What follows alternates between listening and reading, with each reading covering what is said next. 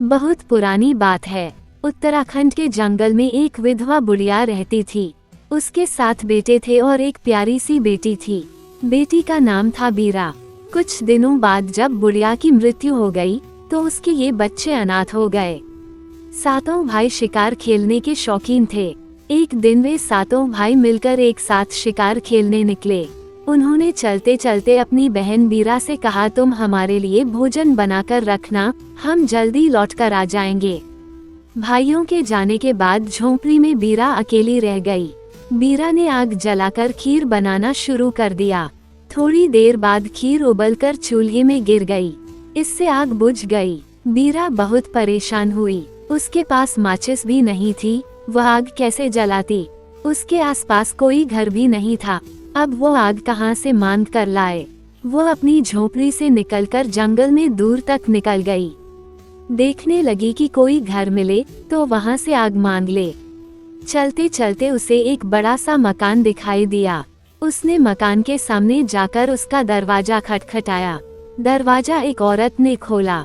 औरत ने बीरा को देखकर कहा, तुम यहाँ से चली जाओ, ये राक्षस का घर है, वो अभी आने वाला है, तुम्हें देखेगा तो तुम्हें खा जाएगा।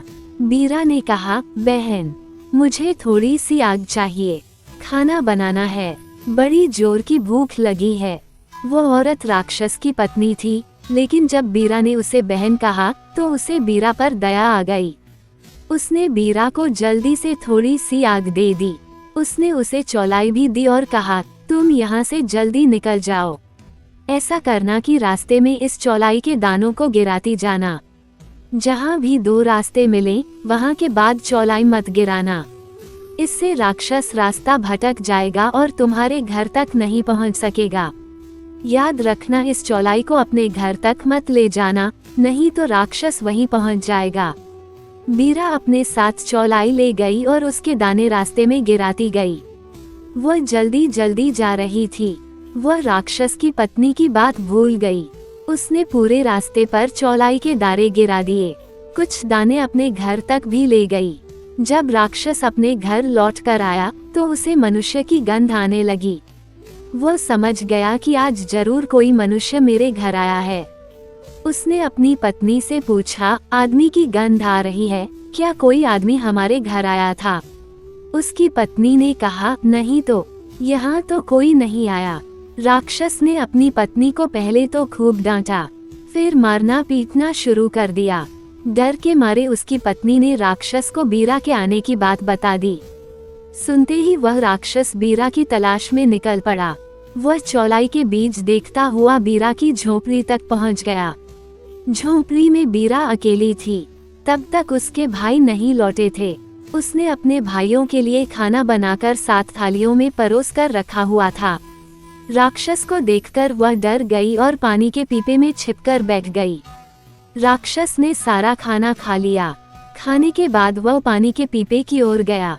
सारा पानी पीने के बाद उसने खाली पीपे में बैठी बीरा को पकड़ लिया।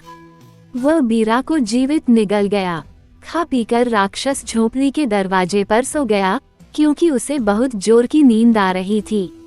जब बीरा के भाई लौट कर आए तो उन्होंने राक्षस को दरवाजे पर सोते हुए पाया। उन्होंने देखा बीरा घर में नहीं है। वे समझ गए कि जरूर इस राक्षस ने हमारी बीरा बहन को खा लिया है। उन्होंने तुरंत राक्षस के हाथ पैर काट डाले, फिर उसका पेट फाड़ दिया। राक्षस मर गया और उसके पेट से बीरा भी निकल आई। इसके बाद वे भाई बहन सुखपूर्वक रहने लगे। जब भी वे कभी बाहर जाते तो कोई ना कोई भाई बीरा के पास जरूर रह जाता था।